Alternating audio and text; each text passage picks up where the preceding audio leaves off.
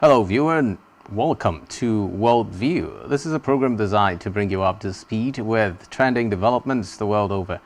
My name is Xavier Robert, reaching you live from Uyo, the Akwa Ibom state capital. And on our top stories today, Russian state media swiftly retracts reports of withdrawal of forces from right western bank of the Dnipro River. Heavy fighting in northern Gaza as concern grows over babies at key hospital.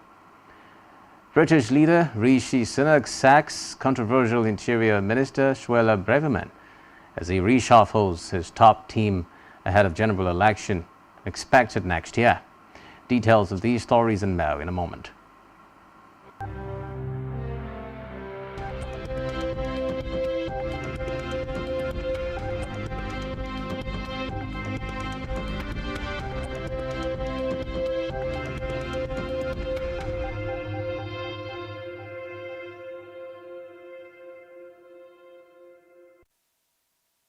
First on Worldview today, Russian state media today published and swiftly retracted reports of a withdrawal of forces from the right western bank of the Dnipro River. The reports quoted Russia's defense ministry announcing troops were being transferred to more favorable positions on the Russian-occupied left or eastern side. The stories were quickly retracted. The Russian defense ministry blamed the publication on the so-called false report on a fake account linked to Ukraine. Ukraine claimed the announcement was a Russian disinformation operation being carried out against it. Monday's hasty reversal took place almost exactly a year after Russian forces withdrew their troops from the left bank, including from the city of Kherson. The river largely continues to separate Ukraine and Russian forces. In the now retracted reports, state news agencies TASS and RIA Novosti said Russia had repositioned troops to positions east of the Dnipro River in order to free up some of its forces, which will be used for offensive operations in other areas. They reflected similar language to those used in previous announcements of Russian retreats. The Kremlin declined to comment on the incident, saying it was a matter for the military. And while the United States has said it will treat Russia as a full participant in this week's Asia-Pacific APEC summit in San Francisco. A senior official said that this is despite U.S. efforts to isolate Moscow over its invasion of Ukraine. According to reports, with a visit by President Vladimir Putin politically unthinkable, Deputy Prime Minister Alexei Overchuk will represent Russia at the Asia-Pacific Economic Cooperation Summit taking place between 11th and 17th November. The U.S. State Department official in charge of APEC, Matt Murray, told newsmen he is being treated as the head of the delegation and he will have the opportunity to participate fully in the week's events. Moving on now, U.S. Republican Senator Tim Scott from South Carolina has reportedly dropped out of the 2024 presidential race. Having entered the race in May for the Republican nomination, Scott, aged 58, presented himself as a deeply conservative candidate who could do a better job of healing U.S. political divisions than former U.S. President Donald Trump. Scott's decision to withdraw from the Republican presidential campaign came shortly after the third presidential debate in Miami. In a separate development, Israeli President Isaac Herzog has denied that Israel is striking Gaza's largest hospital. Reports from staff at Al-Shifa suggest the facility sheltering thousands of Palestinians has run out of electricity, but Herzog said everything is operating at the hospital. Speaking to media, he also said a copy of Adolf Hitler's Mein Kampf was found on the body of a Hamas fighter in northern Gaza. Herzog further alleged that a copy translated into Arabic was found just a few days ago in a children's room that had been turned into a military operation base of Hamas. The Nazi leader's anti-Semitic manifesto was first printed in 1925. Herzog said finding a copy of it in northern Gaza allegedly showed that some in Hamas learned again and again Adolf Hitler's ideology of hating the Jews. In a separate development, the World Health Organization (WHO) says Al-Shifa Hospital in Gaza City is not functioning as a hospital anymore. The WHO says constant gunfire and bombings in the area have exacerbated the already critical circumstances. Doctors there say they fear the remaining 36 newborn babies needing intensive care treatment may die. There have been reports of fierce fighting nearby as Israeli forces continue their ground operation against Hamas. Israel says Hamas has a command center on the Al-Shifa, which Hamas denies but insists it is not heating the hospital during fighting. Away from that, President Emmanuel Macron has hosted religious leaders for talks on combating anti-Semitism in France, a day after a Paris match rallied tens of thousands to express anxiety over an upsurge in acts against Jews. Macron, who did not attend Sunday's rally, said in a letter that the talks were a continuation of the appeal for national unity and brotherhood. The country has seen an upsurge in anti-Semitic acts since Hamas's bloody October 7 attack on Israel killed around 1,200 people, mostly civilians, and Israel's response in the Gaza Strip, which the Hamas-run health ministry says has claimed more than 11,000 lives, mostly civilians, and many of them children. While the presidency did not specify who had been invited to the meeting, France's chief Rabbi Haim Cozier, Catholic Bishops' Conference head Eric de Molins-Beaufort, and rector of the Paris Grand Mosque, Shams Eddin Hafiz, were all present. In a separate development, British leader Rishi Sunak has sacked controversial Interior Minister Suella Braverman as he reshuffles his top team ahead of a general election expected next year. Sunak had come under growing pressure to axe Braverman, an outspoken right-winger, after critics accused her of heightening tensions during weeks of contentious pro-Palestinian demonstrations and counter-protests in Britain. It was not immediately clear who will replace Braverman, who was appointed to the post when Sunak became Prime Minister just over a year ago, following her dismissal. Braverman said it has been the greatest privilege of his life to serve as Home Secretary. In a separate development now, Beijing has said that Chinese leader Xi Jinping and U.S. President Joe Biden will discuss global peace and development at a summit this week in San Francisco. Foreign Ministry spokeswoman Mao Ning told newsmen that the two heads of state will have in-depth communication, strategic, general and directional issues concerning China-U.S. relations, as well as major issues concerning global peace and development.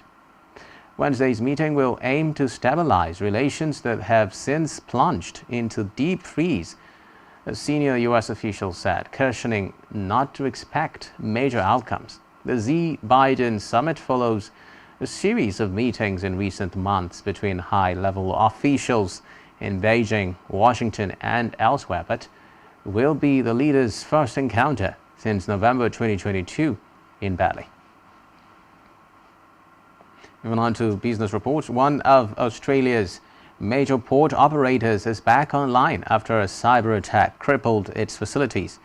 Operations at DP World Australia container terminals in Melbourne, Sydney, Brisbane and Perth were disrupted from Friday to this Monday morning.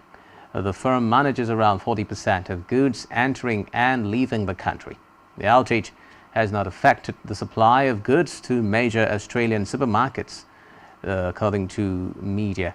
DP World Australia, a unit of the Dubai state-owned DP World, said its ports resumed operations at about 9 a.m. local time following successful tests of key systems overnight. Elsewhere, seismic activity has eased in southwest Iceland, but a volcanic eruption is still expected, according to scientists. Although more than 500 earthquakes have hit the Reykjanes Peninsula since midnight, they have been weaker than over the past 2 days. But experts stress a 15-kilometer long, that is 9-mile river of magma running under the peninsula is still active, threatening the now evacuated town of Grindavik. Most tremors have taken place under it and hundreds of people have fled. Cracks have emerged on town roads as subsidence takes its toll on the area. Grindavik is just 15 kilometers south of Keflavik International Airport, but flights are still arriving and departing as normal. Travelers fear a possible repeat of the disruption caused in April 2010 when the Icelandic volcano Eyjafjallajökull erupted. The resulting ash cloud brought chaos to the European air industry for a whole week, with more than 50,000 flights cancelled so far. However, no similar air pollution has occurred. In a separate development, a leading critic of former Philippine President Rodrigo Duterte was granted bail today after almost 7 years in jail on charges related to his bloody war on drugs. Former Senator Leila de Lima is accused of receiving drug money in a case that she says is politically motivated. Many witnesses against her have retracted their testimony since Duterte's term ended last year. There has also been international pressure for her release. De Lima will be freed on bail even as Duterte faces an international criminal court investigation for alleged crimes against humanity. Roughly 7,000 suspected drug dealers were summarily executed during the 6-year-long campaign, according to Amnesty International. After the break, European Union calls for investigation of the reported killing of around 100 people in Burkina Faso last week. So stay joined to us for details on this and more right after this breather.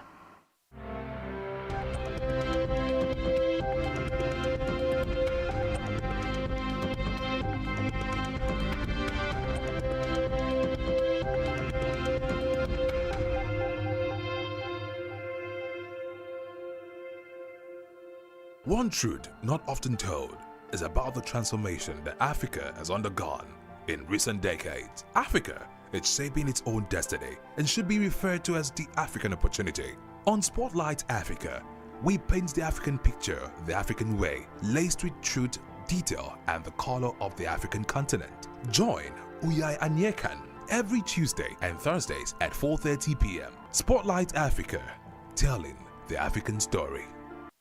Nigerian police, which is the only one allowed by grossly abused. Our governors have to share police powers with the president as stipulated by the constitution. We do not have a federal government police force. We have the Nigerian police force, which shall be administered, organized, and supervised by the Nigerian police force. No, my lord, I want to say something. I want to say something here.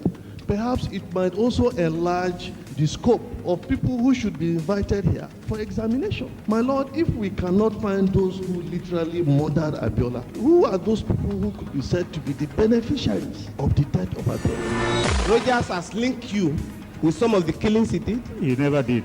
He linked you with the attempted murder of Hebrew. He did not. My lord, the Matters Council is leading the evidence in our matters. Is this an adversary proceeding? It's not, my lord, but we can't be talking about cases which are in court. Is this an adversary proceeding? It's not, my lord. These cases are in court, my lord. I'm just reminding your lordship. My lord, sorry, my lord, I think I'll be in cross-examination. Legally Speaking, a program that deals with legal issues and questions we face as citizens of this amazing country, Nigeria. Legally Speaking. Join us every Friday from 5 p.m. to 6 p.m. for Legally Speaking.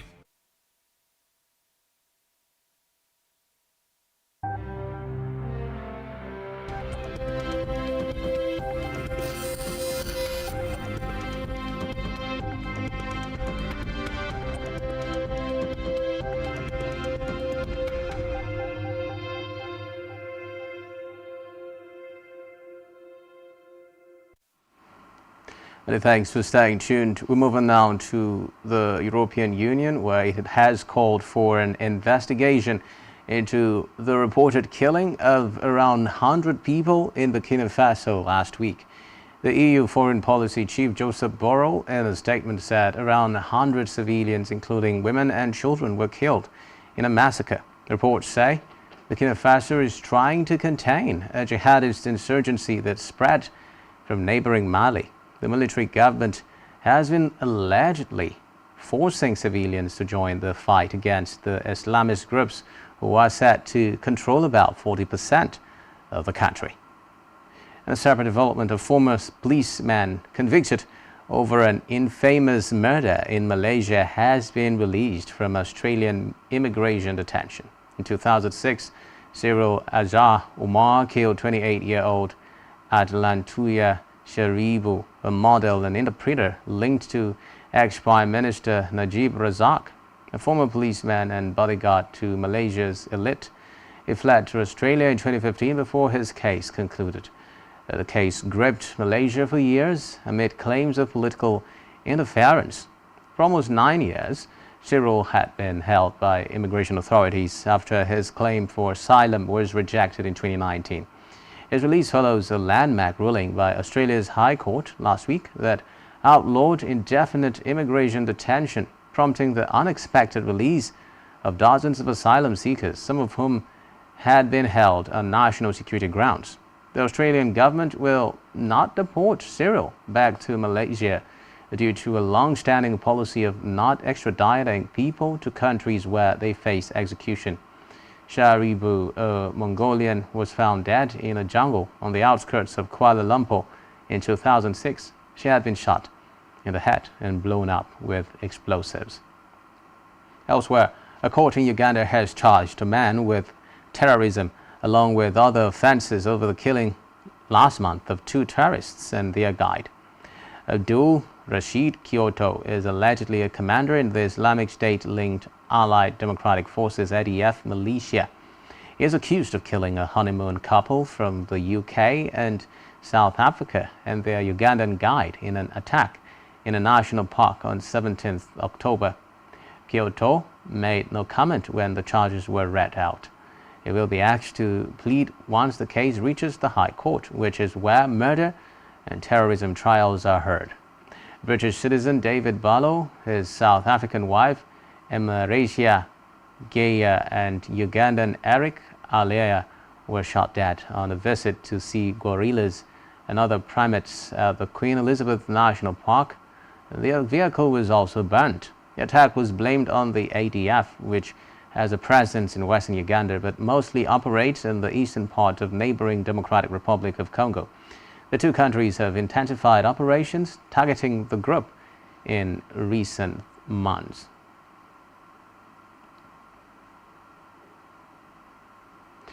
In a separate development now, Kenyans have been given a special holiday to plant 100 million trees as part of the government's goal to plant 15 billion trees in 10 years. According to Environment Minister Soipan Tuya, the holiday allows each and every Kenyan to own the initiative. Each Kenyan is being encouraged to plant at least 2 seedlings, leading to the 100 million target. The initiative is intended to help fight climate change. Trees help tackle global warming by absorbing carbon dioxide from the air while releasing oxygen into the atmosphere. The government is making available about 150 million seedlings in public nurseries. It is providing the seedlings for free at its forest agency centers for Kenyans to plant in designated public areas, but it has also encouraged Kenyans to buy at least 2 seedlings to plant on their own land. President William Ruto led the exercise in Makueni in the east of the country. The cabinet ministers were sent to other regions to lead the process alongside county governors and other officials. At one site near the source of Kenya's second longest river, Athi, there were dozens of people, including soldiers and residents, some with their families. Moving on now, armed attackers tied up at least 19 villagers and killed them with machetes and other weapons in a raid in the Eastern Democratic Republic of the Congo DRC late on Sunday. according to a civil society leader. Maurice Mabele Mosaidi told media other villagers fled but might have drowned as they tried to cross the Lamia River into Uganda. Mosaidi and a spokesperson for the DRC Army said the attack in Beni Territories' Watalinga chiefdom was carried out by the Allied Democratic Forces ADF, an armed group based in the eastern DRC that has pledged allegiance to ISIL. The ADF was formed in Uganda in the 1990s before moving over the border and has been blamed for thousands of killings in the last decade across both countries.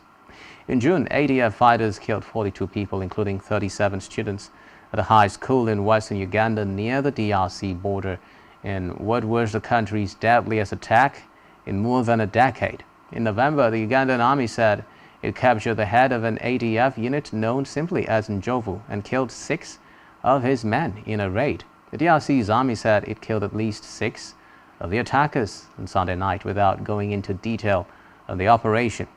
Army spokesperson Anthony Mwalushai put the civilian death toll at 11, though he said that the figure was provisional. Elsewhere now, protests have been held across Spain against an amnesty deal with Catalan separatists aimed at securing a new term for the socialist-led government. The biggest rally was held in Madrid, where tens of thousands took part.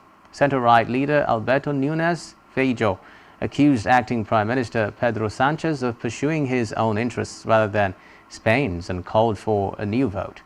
Feijóo People's Party PP came first in a snap election in July but could not form a majority. But pro-independence Catalan parties agreed to support Sánchez, who has been in office since 2018. The deal announced on Thursday includes an amnesty for separatists who led a failed bid to secede from Spain in 2017. The agreement triggered anger from conservatives. An estimated 80,000 people took part in Sunday's rally in Madrid. Many protesters held Spanish flags and banners with slogans including "Respect the Constitution." Similar marches were also held in cities including Granada, Seville, and Valencia. And with that, we wrap up our package for you on Worldview today. Do ensure to follow us on social media and subscribe to our YouTube channel, all of which you can find on our website, spectrumtv.ng. My name is Xavier Roberts, reaching you live from Uyo, the capital city of Akwa Ibom, and you've been watching Worldview on Spectrum TV. Do enjoy the rest of today. Bye for now.